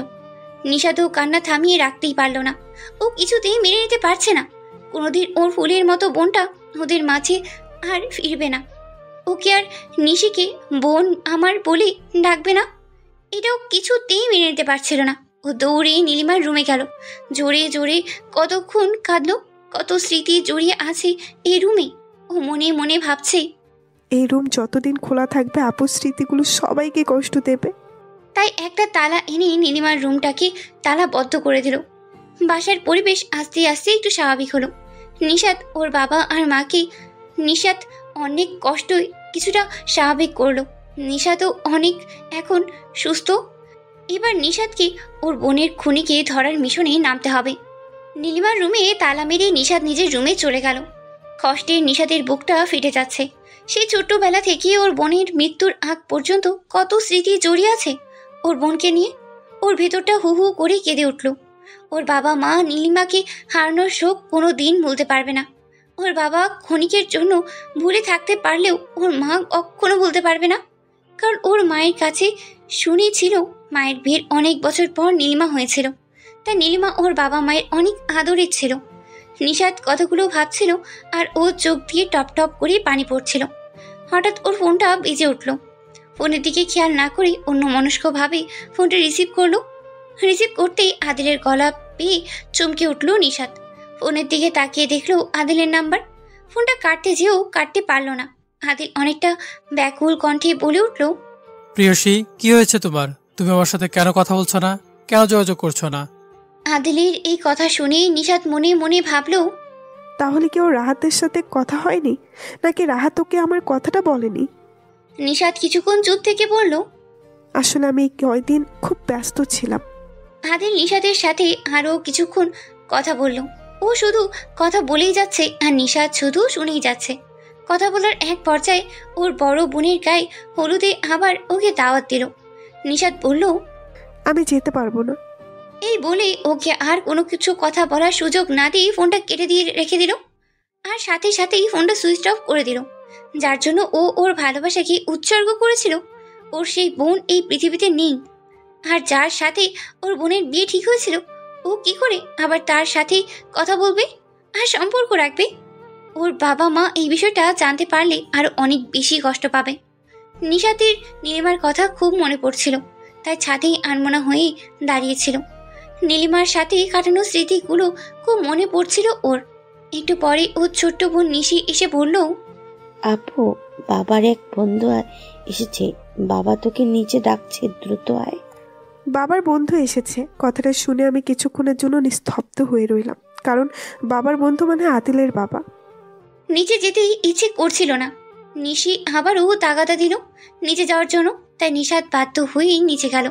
ডাইনিংয়ে গিয়ে দেখলো বাবা মা আর বাবার বন্ধু সোফায় বসেই কথা বলছে। ওর মা বারবার আঁচল দিয়ে চোখ মুছছিল। বাবা মনমরা হয়ে বসে আছে। ও বুঝতে পারলো বাবা নীলিমা আপুর কথা বলছিল ওনাকে। নিশাত ওখানে গিয়ে ওনাকে সালাম দিল, জিজ্ঞেস করলো, কেমন আছেন? উনি নিশাতের সালামের উত্তর নিয়ে বললেন, ভালো আছি মা। কথার এক পর্যায়ে উনি বললেন, তোমাকে সেই ছোটবেলায় দেখেছিলাম, আর দেখিনি। বড় হওয়ার পর এই প্রথম দেখলাম তোমাকে। উনি নিশাতকে ওনার পাশে বসতে বলল। ওর সম্পর্কে কিছু কথা জিজ্ঞেস করলো। নিশাত উত্তর দিল। হঠাৎ ওনার ফোনটা বেজে উঠল। উনি ফোনটা ধরেই বললেন, সায়ন বাবা বলো। সায়ন এই নামটা শুনেই নিশাত চমকে উঠল। উনি ফোন রাখার আগেই বললেন, তাহলে পুতুলকেও নিয়ে এসো। সায়ন আর পুতুল এই নাম দুটার নাম শুনেই নিশাত পুনরায় চমকে উঠল। সায়ন আর পুতুল এই দুটো নাম যেন কোথাও শুনেছে ও, কিন্তু কিছুতেই মনে করতেই পারছে না। অনেকক্ষণ ভাবলো, কিন্তু কিছুতেই ওর মনেই আসছিল না এই দুটো নাম ও কোথায় শুনেছে। হঠাৎ উনি নিশাতকে বলল, মা, আমার জন্য এক গ্লাস পানি নিয়ে এসো তো। নিশাত ওনার জন্য পানি আনতেই ভিতরে গেল। পানি নিয়ে এসে শুনতে পেল ওর মা ওর বাবাকে বন্ধুকে বলছিল, ভাই সাহেব, আমার খুব ইচ্ছা ছিল আমার বড় মেয়ে নীলিমাকে আপনাদের বাড়িতে বউ করে পাঠানোর, কিন্তু আসলে মানুষের সব ইচ্ছা আল্লাহ পূরণ করে না। তাই আমরা অকালে আমাদের বড় মেয়েকে হারালাম। আমাদের মেয়েটা আপনাদের ঘরে গেলে বউ নয়, বউ হয়ে নয়, আপনাদের মেয়ে হয়ে থাকতো, এটা আমি জানি। এই বলেই নিশাতের মা একটা দীর্ঘ নিঃশ্বাস ফেলল আর আঁচড়ে চোখ মুছতে লাগলো। উনি বলে উঠল, আমার একটা কথা ছিল। নিশাতের বাবা ওনাকে বলল, হ্যাঁ কি বলবি বল। দেখো, এই পৃথিবীতে সবার চাওয়া তো আর পূরণ হয় না, কিছু কিছুটা অপূর্ণই রয়ে যায়। নীলিমার জন্য আমারও অনেক কষ্ট লাগছে। নীলিমাকে আমি অনেক স্নেহ করতাম, মনে প্রাণে ওকে আদিলের বউ করে নেওয়ার জন্য আমি চেয়েছিলাম, কিন্তু সেটা তো আর হলো না। উনি নিশাতের বাবার হাত ধরে বলল, আতিক, তোর কাছে একটা জিনিস চাইবো, দিবি আমাকে? তোকে আর আমার কাছে কি দেওয়ার আছে বল, তবুও বল, চেষ্টা করব কি দেওয়ার আছে। আতিক, তোর মেয়ে নিশাতকে আমায় দিবি? আদিলের বউ করে নিয়ে যেতে চাই, প্লিজ ভাই, তুই আমাকে না করিস না বন্ধু। কথাটা শুনিয়ে নিশাতের মাথায় যেন বাজ পড়ল। যেই বোনের জন্য ওর ভালোবাসাকে দূরে সরিয়ে দিয়েছিল, আবার সেই বোনের জন্যই ওর ভালোবাসার আবার কাছেই আবার ফিরে আসছে। এই কেমন নিয়তি! নিশাত মনে মনে আওড়ালো, না না, এটা আমি পারবো না, কারণ রাহাত আদিলকে বলেছে আবার অন্য জায়গায় বিয়ে ঠিক হয়েছে, এটা আর সম্ভব না। নিশাত খেয়াল করলো ওর বাবা তার বন্ধু সিরাজের কথার উত্তরে কিচ্ছু বলল না, চুপ করে রইল। সিরাজ আবার আতিককে বলল, কিরে আতিক, কিছু বলছিস না যে? আতিক কিছুক্ষণ ভেবে বলল, আমাকে একটু সময় দে, আমি ভেবে তোকে জানাবো। নিশাত পানির গ্লাসটা নিয়ে সিরাজ সাহেবের কাছে এগিয়ে দিল। ওনার ফোনে আবার একটা ফোন আসলো। উনি ফোন রিসিভ করে বলল, সায়ন, তুমি পুতুলকে বাসায় নিয়ে যাও, আমি আসছি। আবার এই সায়ন আর পুতুল নামটা শুনেই ওর বুকের ভেতর মোচড় দিয়ে উঠল। কোথায় শুনেছে এই নাম দুটো? কিছুতেই মনে করতে পারছে না নিশাত। নিশাত আর থাকতে না পেরে সিরাজ সাহেবকে জিজ্ঞেস করলো, আঙ্কেল, সায়ন আর পুতুলকে? সিরাজ সাহেব একটু হেসে বললেন, সায়ন আর পুতুল মায়া আপুর বড় ভাসুর আর ননদ। মায়ার জন্য ওরাও কিছু কেনাকাটা করবে, তাই আমাকে বারবার যেতে বলছে। উনি আর কিছুক্ষণ কথাবার্তা বলে বাসার থেকে রওনা দিলেন। উনি বাসা থেকে চলে যাওয়ার পর নিশাত নিজের রুমে এসে সায়ন আর পুতুল এই নাম দুটো কোথায় শুনেছে ভাবতে লাগলো, কিন্তু কিছুতেই ওর মনে পড়ছিল না এই নামটা নিশাত কোথায় শুনেছে। এর মধ্যেই ওর মা ওর রুমে এলো, এসে বলল, কিরে নিশাত, কি করছিস? তুই কি ফ্রি আছিস? তোর সাথে একটু কথা ছিল। নিশাত তার ভাবনার জগৎ থেকে নিজেকে বের করে বলল, হ্যাঁ মা বলো। ওর মা ওকে সিরাজ সাহেবের কথাগুলোই বলল। নিশাত চুপ করে রইল, ওর মায়ের কথার কোনো উত্তর দিল না। ওর মা নিশাতের মাথায় হাত বুলিয়ে দিয়ে বলল, আমাদের খুব ইচ্ছা ছিল নীলিমাকে ওই বাড়ির বউ করে পাঠানোর, কিন্তু সেই ইচ্ছা আমার পূরণ হলো না। এই বলে ওর মা আবার কেঁদে উঠল। ও মায়ের হাতটা ধরে বলল, মা তুমি কেঁদো না, আমি তো বলেছি মা, এখন থেকে আমিই তোমার নীলিমা আর আমিই তোমার নিশাত। ওর মায়ের কান্না দেখে নিশাত ও চোখের পানি ধরে রাখতে পারল না। ওর মা ওর চোখের পানি মুছে দিয়ে বলল, নিশাত মা, তুই কাঁদছিস কেন? না, তোর কয়দিন আগে খুব বড় ধরনের অ্যাক্সিডেন্ট হয়েছে, এখনো তোর সেই ঘাট আর শুকায়নি, তোর মাথার চাপ পড়বে মা, কাঁদিস না। এই বলে ওর মা রুম থেকে চলে গেল। মা অ্যাক্সিডেন্টের কথা বলতেই ওর মনে পড়লো এই নাম দুটো ও কোথায় শুনেছিল। তার মানে সায়ন আর পুতুল ওদের আত্মীয় হয়।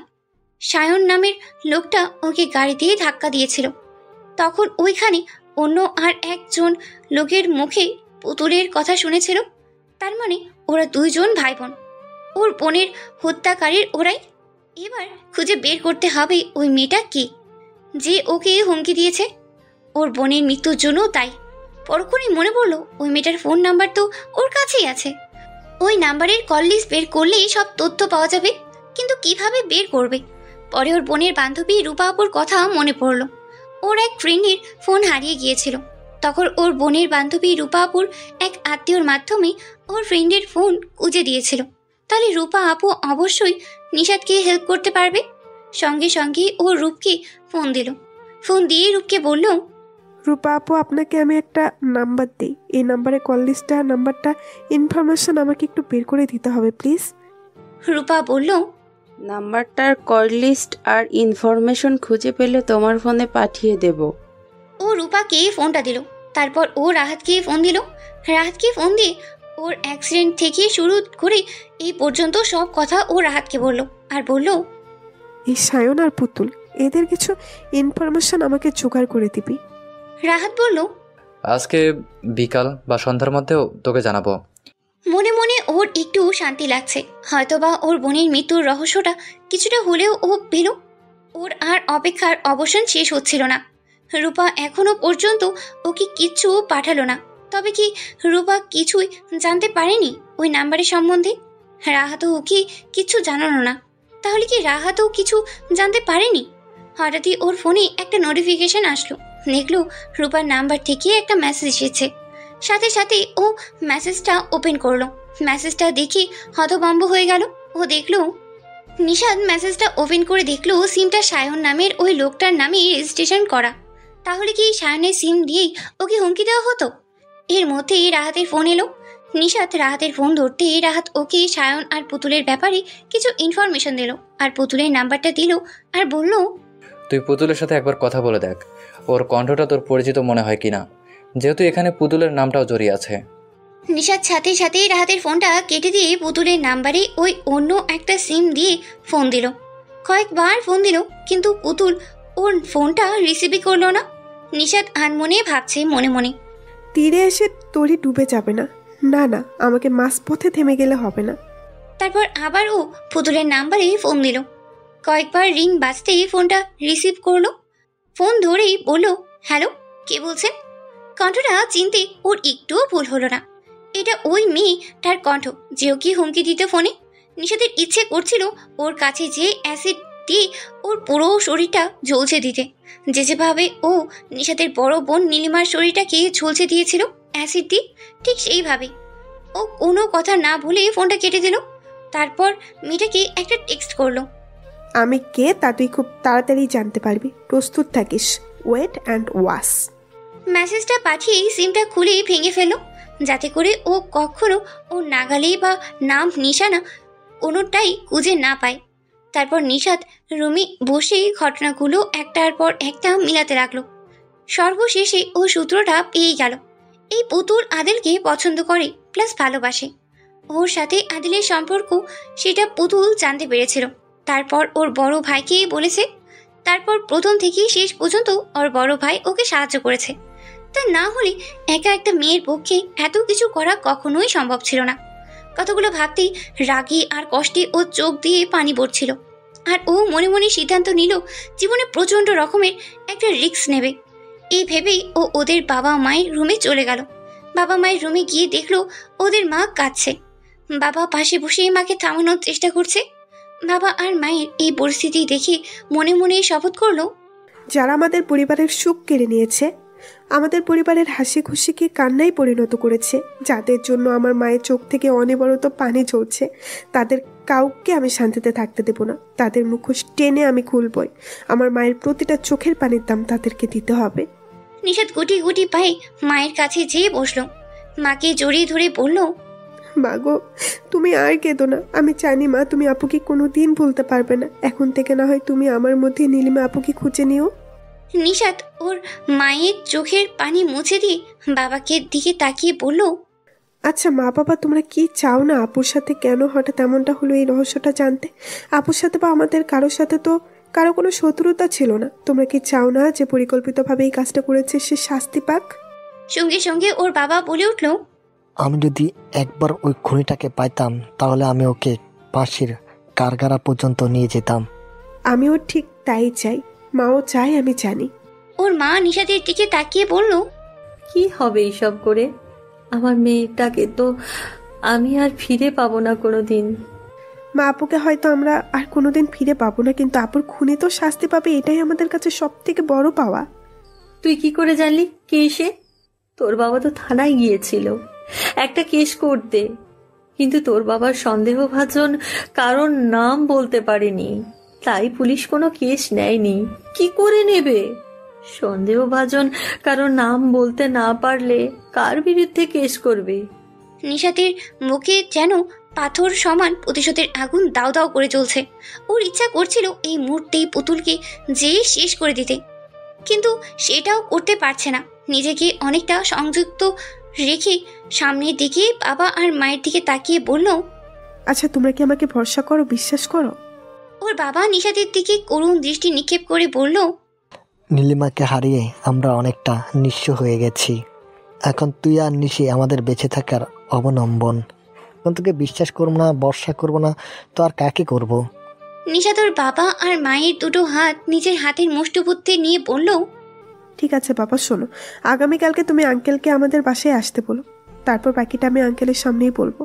তোমরা শুধু আমাকে বাসা থেকে সবসময় আগলে রাখবে আর সাপোর্ট করে যাবে। এছাড়া তোমাদের কাছে আমার আর কিছুই চাওয়ার নেই।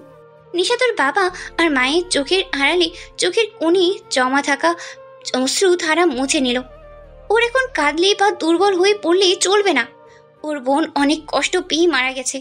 যে বোন ছিল ওর সুখ দুঃখের সঙ্গী, যে বোনের জন্য ও নিজের ভালোবাসাকে বিসর্জন দিয়েছিল, আজ সেই বোন পৃথিবীর মায়া কাটিয়ে ওর বাবা মায়ের আর ওদের দুই বোনের বুক খালি করে চলে গেছে। ওর বোনটা তো কোনো দোষ করেনি। যদি কোনো দোষ করে থাকে তাহলে হয়তো নিষাদ করেছে। না, এটাকে দোষ বললেও ভুল হবে, কারণ ভালোবাসা কখনো জোর করে হয় না। ভালোবাসা হলো পবিত্র।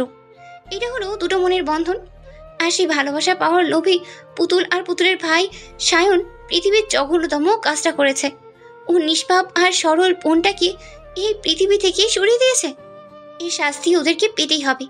যে আগুন নিশাতের বুকে জ্বলছে আর যে কষ্ট নিশাতের বাবা আর মায়ের বুকে চেপে আছে, সেই আগুনে ওদেরকে জ্বলিয়ে পুড়িয়ে শেষ করে দেবে। এটাই নিশাতের প্রতিজ্ঞা। পরের দিন নিশাতের বাবার বন্ধু ওদের বাসায় আসলো। ওনাকে নিশাত বলল, আঙ্কেল, মা আমাকে আপনার কথাটা সব বলেছে। আঙ্কেল, আমি রাজি। ওনাকে দেখে নিশাত বুঝতে পারলো উনি অনেক খুশি হয়েছে। উনি অত্যন্ত খুশি হয়ে বললেন, সত্যি মা, তুমি সত্যি বলছো? হ্যাঁ আঙ্কেল, আমি সত্যি বলছি। এমনকি আমার বাবা মাও রাজি। কিন্তু আঙ্কেল, আমার একটা কথা ছিল। হ্যাঁ মা, বলো কি কথা? আঙ্কেল, আপনাদের বাসার সবাইকে এই ঘটনাটা জানে? আসলে গতকালকে কেনাকাটা নিয়ে অনেক ব্যস্ত ছিলাম, তো তাই কাউকে বলা হয়ে ওঠেনি। আজকে বাসায় গিয়ে সবাইকে কথাটা বলবো। না আঙ্কেল, প্লিজ, আপনি বাসায় আন্টিকে, আপুকে বা আপনার ছেলেকে কিছুই জানাবেন না এই বিষয়ে, যে নীলিমা আপু মারা গেছে। আর নীলিমা আপুর জায়গায় আমি আপনাদের বাড়ির বউ হয়ে যাব। পরে নিশাতের দিকে অবাক চাহনি নিয়ে তাকিয়ে আছে। ওনার মুখ থেকে বুঝলো, নিশাত বুঝতে পারলো ওর কথার মানেটা উনি বুঝতে পারেননি। আঙ্কেল, আমি বিশ্বাস করি আপনি অবশ্যই আমাকে আপনার মেয়ের মতো করেই স্নেহ করেন। অবশ্যই মা, তোমার মতো একটা লক্ষ্মী মেয়েকে স্নেহ না করে কি থাকা যায় বলো? তাহলে আঙ্কেল, আমি কিছু কথা বলি, একটু শুনুন। হ্যাঁ মা, বলো। আঙ্কেল, আমার বোনের মৃত্যুটা একটা রহস্য। আমি চাই এই রহস্যের ভেদ করতে। আর আমি এখন চাইনি বিয়ে করতে। আমি বাবা মায়ের কোনো কথা কোনোদিন ফেলিনি, বাবা মায়ের কথার অবাধ্যও হইনি। তাই আমি বাবা মার এই কথাটা ফেলতেও পারিনি। আর আমি আপুকে প্রচণ্ড রকমের ভালোবাসতাম। আপুর যেই পরিবারের বউ হয়ে যাওয়ার কথা ছিল, সেই পরিবারে আমি এখন বউ হয়ে যাব। হয়তো বা আমার আপুর আত্মা খুশি হবে, কিন্তু শান্তি পাবে। এই জন্যই আমার এই সিদ্ধান্ত নেওয়া। আঙ্কেল, আমার আপুর মৃত্যুর রহস্যটা বের করার জন্য আপনার সাহায্য আমার খুব দরকার। নিশাত, আমি তোমার কথা ঠিক বুঝতে পারছি না। আঙ্কেল, আমি আপনার বাড়ির বউ হয়ে যাব, কিন্তু নিশাত হয়ে নয়, নীলিমা হয়ে। নিশাতের মুখে এমন কথা শুনে উনি তাজ্জব মনে করলেন। অনেকটা কৌতূহল নিয়ে জিজ্ঞাসা করলেন, মানে? হ্যাঁ, সবাই জানবে আমি নীলিমা, শুধু আপনি আর আমি জানবো আমি নিশাত। আচ্ছা নিশাত মা, তুমি আমাকে একটু ভালো করে বুঝিয়ে বলো তো, তুমি আসলে কি বলতে চাইছো? আসলে আমি আঙ্কেল আপনাদের বাড়িতে নীলিমা হয়েই ঢুকতে চাই। আর নীলিমা হয়ে ততদিন থাকতে চাই যতদিন আমার বোনের মৃত্যুর রহস্যর না উদ্ঘাটন হচ্ছে। কিন্তু এটা কি করে সম্ভব হবে? তোমার আন্টি তো নীলিমাকে দেখেছিল, আর মায়াকেও ওর ছবি দেখাইছিল। না দেখলে না হয় একটা কথা ছিল, তোমার আন্টি আর মায়া তোমাকে দেখেই তো চিনতে পারবে, আর আমাকে প্রশ্ন করবে যে তুমি নীলিমা নও, অন্য কেউ। তুমি কেন নীলিমার জায়গায় আমার ছেলের বউ হয়ে এলে? আর আমাদের বাড়িতে তুমি নিশাত না হয়ে নীলিমা হয়ে কেন থাকতে চাও? আঙ্কেল, আমি আপনাকে সবটাই বলবো, শুধু আমাকে একটু সময় দিন প্লিজ। আঙ্কেল, আমি আপনাদের বাড়িতে বিয়ে হয়ে যাওয়া থেকে শুরু করে আপুর হত্যার রহস্য বের না করা পর্যন্ত আমি ঘোমটা দিয়ে থাকবো। আমার ঘোমটা যেন কোনোভাবেই কেউ যেন তুলে আমার মুখ দেখতে না পারে, সেজন্য আপনি আমাকে সর্বদা সাপোর্ট করে যাবেন, আমাকে সাহায্য করবেন। আঙ্কেল প্লিজ, আপনার কাছে এটাই আমার চাওয়া। আমি জানি অনেকেই চেষ্টা করবে নতুন বউয়ের মুখ দেখার জন্য, আর আমি এটাও জানি আপনি যদি আমাকে সাপোর্ট করেন কেউ আর কিচ্ছু বলতে পারবে না। উনি কিছুক্ষণ চুপ রইলেন, অনেক ভাবনা চিন্তা করে বললেন, নীলিমাকে আমি অনেক স্নেহ করতাম, এখনও ওকে আমি অনেক স্নেহ করি। নীলিমার কথা ভাবলে আমারও খুব কষ্ট হয়। তাই আমি তোমাকে আমার তরফ থেকে যতটুকু সম্ভব সবটুকু প্রোটেকশন আর সাপোর্ট পুরোটাই আমি তোমাকে দেব। কারণ ওই বাড়িতে তুমি আমার বৌমা হয়ে নও, তুমি আমার মেয়ে হয়ে যাবে। আর বাবা হয়ে মেয়েকে সাহায্য করার জন্য আমার যা যা করতে হয় আমি সবটাই করব। আমিও চাই নীলিমার মতো একটা ভালো মেয়ে কীভাবে অকালে এই দুনিয়া থেকে চলে গেল, কার এত ক্ষোভ, এত আক্রোশ ছিল নীলিমার উপর? আমি জানতে চাই সে কে, ওর খুনের রহস্যটা আমিও জানতে চাই। ওনার কথা শুনে নিশাত মনে মনে ভাবলো, কি করে জানবেন আঙ্কেল? কারণ সরিষার ভেতরে এই যে ভূত লুকিয়ে আছে, আর আমি সেই ভূতটাকেই টেনে বের করব। নিশাত সবার চোখের আড়ালে একটা দীর্ঘশ্বাস ফেলল। কষ্টের আর যন্ত্রণার চোখের কোনটা ভিজে উঠল। অতঃপর নিজে মনে আওড়ালো, আমার বোনের আর আমার বাবা মায়ের হাসির জন্য আমার ভালোবাসাকে বিসর্জন দিয়েছিলাম, আবার সেই বোনের জন্য আর বাবা মায়ের হাসির জন্য আমি আমার ভালোবাসার কাছেই ফিরে যাচ্ছি। এ কেমন নিয়তি আমার, আমি নিজেও জানি না। কিন্তু শুধুমাত্র সায়নের জন্য আমাকে এখন আদিলের কাছ থেকে দূরে থাকতে হবে। উনি নিশাতের বাবা আর মায়ের সাথেই কথাবার্তা মোটামুটি পাকা করে চলে গেলেন। উনি চাই আদিলের বড় বোনের বিয়ে হয়ে যাওয়ার পরপরই যত দ্রুত সম্ভব নিশাত আর আদিলের বিয়ের কার্যক্রম শেষ করবে। দেখতে দেখতে মায়া বিয়ে শেষ হয়ে গেল। মায়ের বিয়েতে ওরা কেউ যেতেই পারল না। এর মাঝেই হঠাৎ কয়েকদিন পর বাবার বন্ধু বাবাকে ফোন দিল। ফোন দিয়ে বলল, বন্ধু, কোনো এক অজানা কারণে মায়ের ননদ আত্মহত্যা করেছে, তাই আমরা লাশ নিয়ে গ্রামে যাচ্ছি দাফন করার জন্য। আদিলের মায়ের শরীর ভালো না, তাই আদিল আর ওর মা এখনো ওখানেই থাকবে, শুধু আমি যাব ওদের সাথে। নিশাত ওর বাবার কাছ থেকে এই কথাটা শোনার পর ও যেন হিসাবটা মিলাতেই পারছিল না। এর মধ্যে রাহাত ওকে ফোন দিল। ফোন দিয়ে বলল, তুই কি কোনো খবর শুনেছিস? কি খবর? পুতুল সুইসাইড করেছে, জানিস? নিশাত মনের ভিতর অনেকটা ঘৃণা নিয়ে বলল, হ্যাঁ, আমি বাবার কাছ থেকে শুনেছি। আদিলের বাবা ফোন দিয়ে বাবাকে বলেছে। তা ঠিক আছে, কিন্তু কেন সুইসাইড করেছে সেটা কি জানিস? না, জানি না। তোর জন্য। নিশাত কথাটা অবাক হয়ে বলল, আমার জন্য মানে? আমি তো এখনো খেলাটা শুরুই করিনি। ও কেন আমার জন্য সুইসাইড করবে? তোর সাথে আদিলের বিয়ে ঠিক হয়েছে, আর এটা কোনোভাবে পুতুল জানতে পেরেছে। আর আদিলের কাছ থেকেও তো ও তেমন একটা পাত্তা পেত না। সব কিছু মিলিয়ে আর ডিপ্রেশন নিতে পারেনি, তাই সুইসাইড করেছে। কিন্তু তুই জানলি কিভাবে? পুতুলকে ওর ভাই সায়ন হসপিটালে নিয়ে গিয়েছিল। ওদের পিছু পিছু আমিও গিয়েছিলাম, কিন্তু ডক্টর পুতুলকে মৃত ঘোষণা করেছে। তখন সায়ন কাউকে একজনকে ফোন করে বলেছিল ওর বোনের মৃত্যুর জন্য আদিলের পরিবার আর আদিলের সাথে যার সাথে বিয়ে ঠিক হয়েছে সে দায়ী। তারপরে তো আমি তোকে ফোন দিলাম। নিশাতের মনে নতুন করে একটা ভয়ের উদয় হলো। এই সায়ন আবার কারো না কারো ক্ষতি করার জন্য উঠে পড়ে লাগবে। তাই নিশাত নতুন করে একটা প্ল্যান সাজালো। রাহাতকে বলল, রাহাত শোন, পুতুলের লাশ নিয়ে ওরা গ্রামের বাড়ি যাবে। ওদের সাথে আদিলের বাবা, আদিলের বড় বোনও যাবে। এই সায়নকে আমার কোনো বিশ্বাস নেই। তুই ওদের সাথে পিছু পিছু যাবি। ওরা যেন কেউ বুঝতে না পারে, বিশেষ করে সায়ন যেন কিছুই বুঝতে না পারে। কারণ আমার মনে হচ্ছে সায়নও ওখানে বাবা আর মায়া আপুর কোনো ক্ষতি করে দিতে পারে। মায়া আপুর হাজব্যান্ড তো ওনার নিজের ভাই, ওনার কোনো ক্ষতি উনি অবশ্যই করবেন না। আর ওদের যদি কোনো প্রয়োজন হয়, তুই প্রয়োজন মতো ওদেরকে অপরিচিত লোক হয়ে সাহায্য করবি। ভাই আমার, প্লিজ আমাকে সাহায্য কর। রাহাত নিশাতকে সাহস দিয়ে বলল, ভাই হয়ে বোনকে যদি সাহায্য নাই করতে পারি তাহলে কিসের ভাই? আর বন্ধু হয়ে যদি বন্ধুর বিপদে পাশে না দাঁড়াতে পারি তাহলে কিসের বন্ধু? আমার যতটুকু সম্ভব হয় নিজের সবটুকু দিয়ে আমি সাহায্য করব। নিশাতের মনের ভিতরে অনেকটা স্বস্তি খুঁজে পেল। পুতুলের লাশ দাফন করার পর পরই শান উধাও হয়ে যায়। কারণ সে তার প্ল্যানিং আগেই করে রেখেছিল, আর সেই তার প্ল্যানিং মতোই আগানোর জন্য উধাও হয়ে গিয়েছিল। ওখানে যেই মায়া অসুস্থ হয়ে গেল। সঠিক সময়ে ট্রিটমেন্ট শুরু না হলেই হয়তোবা মায়াকে বাঁচাতো না। কিন্তু সায়ন সাকসেসফুল হতে পারেনি। নিশাতের কানে এই কথা যাওয়া মাত্রই তখনই ওর মনে হয়েছিল সায়ন এবার নতুন করে একটা পরিকল্পনা করবে। এমন পরিকল্পনা করবে যেটা কেউ বুঝতেই পারবে না, ধরতেও পারবে না। তাই সে তার বউকে বাপের বাড়ি রেখে এসেছে। অনেকগুলো দিন ধরে সায়ন বেপাত্তা। এর মধ্যেই ওর বিয়ে হয়ে গেল। নিশাত নিজেকে অনেক সেফ রাখতো, কিন্তু ওর সামান্য একটু ভুলের জন্য প্রায় ধরা খেয়ে গিয়েছিল মায়ার কাছে। সেদিন আদিল যখন ওদের বাসায় রুমে বসে মায়ের সাথে কথা বলছিল ওর ছবিটার ব্যাপারে, তখন ও রুমে আসার সময় দরজার বাইরে থেকে সব শুনেছিল।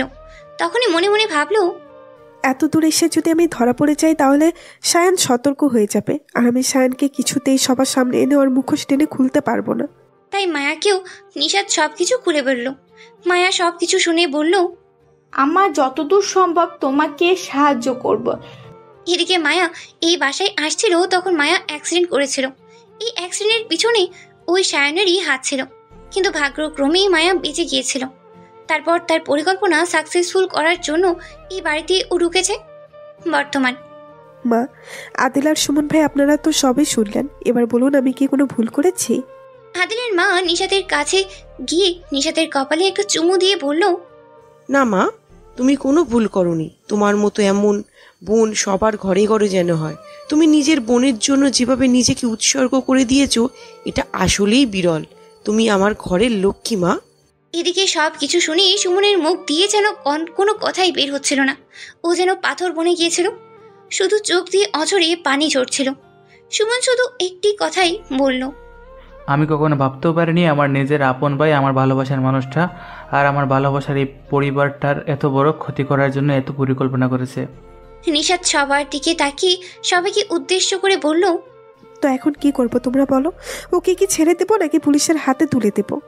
সুমন সঙ্গে সঙ্গে একরাশ ক্ষোভ নিয়ে চিৎকার দিয়ে বলল, এই অমানুষটাকে পুলিশের হাতে তুলে দাও তোমরা। পুতুল তো আমারও বোন ছিল। পুতুল আমাকেও আদিলের কথা বলেছিল। আমি পুতুলকে শাসন করেছিলাম যাতে ও সঠিক পথে আসে, যাতে ও ভুলভাল সিদ্ধান্ত থেকে বের হয়ে আসে। কিন্তু আমার ভাই সেটা বুঝলো না, আর সেটা না বুঝে ভুল পথে পা বাড়ালো। শ্যান জোরে বলে উঠল, আমি যা করছি ঠিক করছি। বাবা মা মারা যাওয়ার সময় পুতুল আমাকে আর তোকে আমার হাতে তুলে দিয়ে গিয়েছিল। তুই তো তখন মোটামুটি বড় ছিলি, কিন্তু পুতুল তো ছিল অনেক ছোট ছিল। পুতুলকে আমি পুতুলের মতো করে বড় করেছিলাম। তুই তো লেখাপড়া নিয়েই ব্যস্ত ছিলি, কোনোদিনও তো পুতুলের দিকে ফিরিয়েও তাকাসনি। আমি বাবা মার মতো করে পুতুলকে আগলে রেখেছিলাম, আর সেই বোনটা আমার কষ্ট পেয়ে পৃথিবী থেকে চলে গেল, আর আমি প্রতিশোধ না নিয়েই সবাইকে ছেড়ে দিতাম। আমি যা করছি একদম ঠিক করছি। আমি যদি আর একটু সুযোগ পেতাম পুরো পরিবারটাকে আমি ধ্বংস করে দিতাম। নিশাতের দিকে তাকিয়ে শান বলল, আমার সব থেকে বড় ভুল কি করেছিলাম জানিস নিশান? সেই দিন তোকে একদম মেরে না ফেলে আমি তোর অবস্থা দেখে মনে করেছিলাম তুই মরে গেছিস। আর আমি যদি ভুলেও জানতে পারতাম তুই সেই নিশান, তাহলে সবার আগে তোকে আমি শেষ করতাম। তাহলে আমার প্ল্যানটা এভাবে তুই লন্ডভন্ড করে দিতে পারতি না। আদিল আর নিজেকে সংযত রাখতেই পারল না। সঙ্গে সঙ্গে আদিল এসে জোরে দুটো থাপ্পড় বসিয়ে দিল সায়নের গালে। প্রচণ্ড রাগে গজগজ করতে করতে বলল, স্টুপিড আমি আমার প্রিয়সীকে হারাতে হারাতে আবার পেয়েছিলাম, কিন্তু তোর জন্য আমি আমার প্রিয়সীকে এতটা কাছে পেয়েও এতদিন প্রিয়সীকে অবহেলা তুচ্ছ তাচ্ছিল্য করেছি শুধুমাত্র তোর জন্য। আমি প্রিয়সীকে না চিনে অনেক কষ্ট দিয়েছি। কথাগুলো বলে আবারও দুটো থাপ্পড় দিল সায়নের গালে। এরপর সায়নের কলার ধরে বলল, শোন, তোর ছোট বোনকে আমি আমার নিজের বোন মনে করতাম, কিন্তু কোনোদিনও ভুলে ভাবতে পারিনি এইসব নোংরা চিন্তা ভাবনা তোর আর তোর বোনের মধ্যে ছিল। এবার বাকিটা জীবন কাঠ গড়ার পিছনে কাটাবি। নিশাত সায়নের কাছে এসে কষিয়ে একটা থাপ্পড় মেরে সায়নকে বলল, যেমন কর্ম তেমন ফল সবাইকে ভোগ করতেই হবে। আর মিস্টার সায়ন, আপনি চিন্তা করবেন না, আমি আপনার মেহমানদারির সমস্ত ব্যবস্থা করে রেখেছি। একটু পরে আপনাকে নিতে যাবে মেহমানদারি করার জন্য। সারা জীবন আপনি ওদের মেহমান থানায় থাকবেন। একটু পরেই কলিং বেল বেজে উঠল। রাহাত বলল, তোরা দাঁড়া, আমি গেটটা খুলে দিয়ে আসি। মনে হয় সায়নকে আপ্যায়ন করার জন্য ওনারা এসে পড়েছে। এই বলে রাহাত চলে গেল দরজা খুলতে। একটু পরে রাহাত রুমে ঢুকলো পুলিশ নিয়ে। প্রিয়সী সায়নের দিকে এই তাকিয়ে বলল, মিস্টার সায়ন, দেখুন আপনাকে আপ্যায়ন করার জন্য ওনারা চলে এসেছে। সসম্মানে ওনাদের সাথে চলে যান, ওনারা তো আপনাকে আপ্যায়ন করার জন্য রেডি হয়ে আছে। পুলিশ সায়নকে নিয়ে যাচ্ছিল। সায়ন রক্ত চক্ষু নিক্ষেপ করে তাকিয়ে আছে নিশাত আর আদিলের দিকে। নিশাত আর আদিলকে আঙ্গুল তুলে শাসিয়ে বলল, খেলা এখনো শেষ হয়নি। যে খেলাটা নিশান তুই শুরু করেছিলি সেটা আমি শেষ করব, আর আমার খেলার সব থেকে বড় গুটি হবে তুই। নিশাত সায়নকে পরপর দুটো থাপ্পড় মেরে বলল, যতবার তোর মতো অমানুষরা এই পরিবারের ক্ষতি করতে চাইবে ততবার তোরা সবাই এই নিশাতের কঠিন রূপ দেখতে পাবি। একটা কথা মনে রাখিস, আমি কিন্তু নীলিমা নয় যে মুখ বুজে সব সহ্য করে। আমি নিশাত। আমি যেমন সংসারকে আগলে রাখতে পারি, ঠিক তেমনি সংসারের জন্য আবার গর্জন দিয়েও উঠতে পারি। সায়নকে পুলিশ টানতে টানতে নিয়ে গেল। সুমন ভাই হাঁটু গেড়ে ওখানেই বসে পড়ল আর কেঁদে কেঁদে বলল, আমি যে একদম একা হয়ে গেলাম, বাবা আর মাকে হারিয়ে বড় ভাই আর বোনকে নিয়ে বেঁচে ছিলাম। বোনটা আমার একটা ভুল সিদ্ধান্ত নিয়ে এই পৃথিবী থেকে চলে গেল। বড় ভাইটা একটা আক্রোশের বসে ভুল পথে পা বাড়ালো। আমি যে সম্পূর্ণ একা হয়ে গেলাম। আমার যে আপন বলতে আর কেউ রইল না এই পৃথিবীতে। এই বলেই সুমন আবার কাঁদতে লাগলো। আদিল সুমনের কাছে গিয়ে সুমনকে উঠিয়ে বলল, সুমন ভাই, আমি আপনাকে তো ভাই বলে ডাকি, আমি কি আপনার কেউ নই? আপনি তো আমার বাবা মাকে মা বাবা বলে ডাকেন, তারা কি আপনার কেউ নয়? তাহলে আপনি কেন বলছেন আপনি একা? আপনার এই ছোট ভাই আছে, ছোট ভাইয়ের বউ আছে, আপনার মা বাবা আছে, আর সব থেকে বড় কথা হচ্ছে আপু আছে আপনার পাশে। আপু সারা জীবন আপনার পাশে থাকবে, এরপর বলছেন আপনি একা। আচ্ছা সুমন ভাই, রক্তের সম্পর্ক ছাড়া কি এই পৃথিবীতে আর কোনো সম্পর্ক তৈরি হয় না? এখন থেকে আমরাই আপনার আপনজন, আমরাই আপনার পরিবার। সুমন সাথেই সাথেই আদিলকে জড়িয়ে ধরল। সুমন আর আদিল দুজনেই কেঁদে দিল। তারপর সুমন সবার দিকে তাকিয়ে হাত জোর করে বলল, আমার ভাইয়ের কৃতকর্মের জন্য আমার ভাইয়ের তরফ থেকে আমি সবার কাছে মাফ চাইছি। আপনারা সবাই প্লিজ আমার ভাইকে মাফ করে দেবেন। আমার বিশ্বাস আমার ভাই একজন ভালো মানুষ হয়ে আমাদের মাঝে আবার ফিরে আসবে। আপনাদের কাছে আমার একটাই মিনতি, আমার ভাই যদি সত্যিকারের ভালো মানুষ হয়ে আবার ফিরে আসে, দয়া করে আপনাদের মাঝে ছেলে হিসাবে তাকে একটু ঠাঁই দেবেন। তা না হলে আমার বড় ভাইটা যে একদম নিঃস্ব আর একা হয়ে যাবে। আদিলের বাবা সুমনের কাছে এসে বলল, অবশ্যই সায়ান যদি সত্যিকারের একজন ভালো মানুষ হয়ে আমাদের মাঝে ফিরে আসতে, তাহলে সে আমাদের আত্মীয় নয়, বরং আমাদের ছেলে হয়ে আমাদের মাঝে সারা জীবন থাকবে। সবকিছুর অবসান ঘটার পরেও নিশাতের মনে কোনো শান্তি নেই। শায়নের কথাগুলো নিশাতকে খুব ভাবাচ্ছে। নিশাত শায়নের রূপ সম্পর্কে খুব ভালো করেই জানে। নিশাতের মনে আতঙ্ক আর ভয় উকি দিচ্ছে। নিশাতের জানা নেই এরপর কি বিপদ আসতে চলেছে ওদের সংসারে। নিশাতের এমন ভাবার্থ চেহারা দেখে মায়া এগিয়ে ওর পাশে দাঁড়ালো। নিশাতকে ওর দিকে ঘুরিয়ে বলল, কি হয়েছে নিশাত, তুমি এমন চুপচাপ হয়ে আছো? নিশাতের ঘোর ভাঙলো। নিশাত নিজেকে সামলিয়ে নিল, কোনো কিছু বুঝতে না দিয়ে কিছুটা মুচকি হেসে মায়াকে বলল, কই কিছু না মায়া আপু। নিশাত মায়ের কানে কানে ফিসফিসিয়ে বলল, এই আনন্দের সময়ে ওই আনন্দের সংবাদ দিয়ে দেই।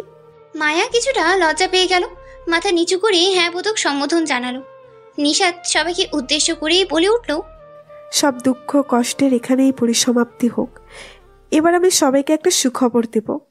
নিশাতের মুখে সুখবরের কথা শুনে নিশাতের দিকে তাকিয়ে আছে আদিল। আদিল মনে মনে ভাবছে, সুখবর মানে? প্রিয়সের কাছে তো আজ পর্যন্ত গেলাম না, সুখবর কি করে হলো? নিশাত মায়ের পিছনে গিয়ে মায়াকে পিছন থেকে আলতো করে জড়িয়ে ধরে বলল, সুমন ভাই তাড়াতাড়ি করে মিষ্টি নিয়ে আসুন। সুমন অবাক হয়ে বলল, মিষ্টি কি উপলক্ষে নিশাত? নিশাত একটু হেসে বলল, কারণ এই বাড়িতে নতুন অতিথি আসছে। আদিল নিশাতের কথা বুঝতে না পেরে ওকে জিজ্ঞেস করলো, নতুন অতিথি মানে? নিশাত সবার দিকে তাকিয়ে বলল, আমার কথার মানেটা তোমরা কেউ বুঝতে পারলে না? আসলে কেউ নিশাতের কথা মানে বুঝতেই পারছে না, তাই সবাই নিশাতের দিকে তাকিয়ে আছে। নিশাত মায়ার দিকে তাকিয়ে বলল, তাপু তুমি বলবে না আমি বলবো? নিশাতের কথা শুনে মায়া একটু লজ্জা পেল। নিশাত বলল, আচ্ছা তোমার বলতে হবে না, আমিই বলে দিচ্ছি। তারপর সবার দিকে তাকিয়ে বলল, আমি বুঝতে পেরেছি তোমরা কিছুই বুঝতে পারোনি। নিশাত সুমনের কাছে গিয়ে বলল, সুমন ভাই আপনি আমার আদরের বোন পুতুলকে হারিয়েছেন। আপনার ঘরে হয়তো আরেকটা পুতুল আসছে। সুমন নিশাতের কথা কিছুই বুঝতে না পেরে নিশাতের দিকে তাকিয়ে আছে। নিশাত আমরা সত্যি তোমার কথা বুঝতে পারছি না। সুমন নিশাতকে বলল, এই সামান্য কথাটার মানে না বুঝলে হবে সুমন ভাই, আপনার তো দায়িত্ব বেড়ে গেল। নিশাত সুমনের দিকে তাকিয়ে বলল, আচ্ছা আচ্ছা আমি আর কাউকে অপেক্ষা করাবো না, তাহলে সুখবরটা দিয়ে দেই। তারপর নিশাত মায়ার দিকে তাকিয়ে বলল, মায়া আপু মা হতে চলেছে। ঘরে প্রত্যেকটা মানুষের মধ্যে যেন আনন্দ আর ধরছেই না। সুমন মায়ের কাছে এসে মায়ের হাত ধরে খুশিতে কান্না করে দিল। সুমন মায়াকে বলল, তুমি জানো না মায়া, পৃথিবীর সবচেয়ে খুশির সংবাদটা আজকে আমি পেলাম। আমি বাবা হব এই পৃথিবীতে, এর চেয়ে খুশির সংবাদ আর কি হতে পারে? নিশাত বলল, আমি জানি সুমন ভাই পুতুল আপনার অনেক আদরের ছিল, তাই আমি দোয়া করি আপনার ঘরে যেন আরেকটা পুতুল আসে। সুমন মায়ার দিকে তাকিয়ে বলল, মায়া তুমি তো আমাকে কিছুই বলনি। নিশাত বলল, সুমন ভাই আমি নিষেধ করেছিলাম মায়া আপুকে এই খুশির সংবাদটা কাউকে না জানাতে। হয়তো বা এটা সায়ন ভাইয়ের কানে গেলে উনি মায়া আপু আর বেবি দুজনেরই ক্ষতি করে দিত। সুমন নিশাতের দিকে তাকিয়ে কৃতজ্ঞতা প্রকাশ করে বলল, সত্যি নিশাত, তুমি এই পরিবার আর এই পরিবারের মানুষগুলোর জন্য যা করেছো তার ঋণ আমরা কখনো শোধ করতে পারবো না।